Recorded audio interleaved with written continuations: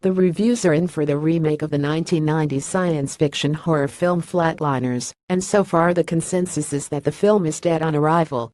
The film follows the same premise as the Joel Schumacher original. A group of medical students die and revive themselves in order to get a taste of the afterlife.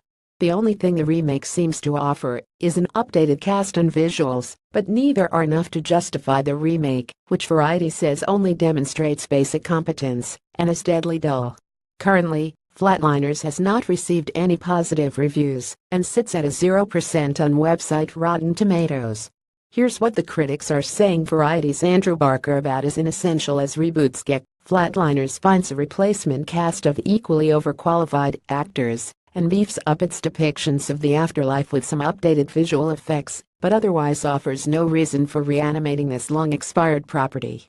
Vulture's David Edelstein. Flatliners loses its most intriguing element, going from a medical sci-fi picture to a pop-up spook movie that's like a third-rate The Ring.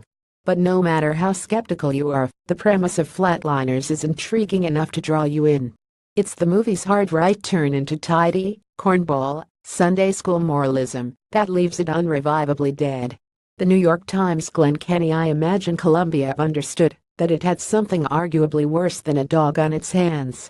This Flatliners is in fact a new definition of mad.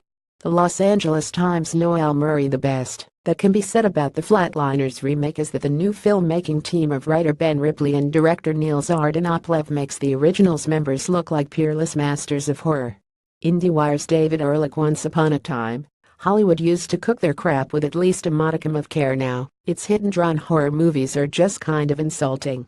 The movie builds to the realization that asking people for forgiveness is a lot easier than forgiving yourself, but it's hard to imagine anyone offering audiences an apology for this debacle.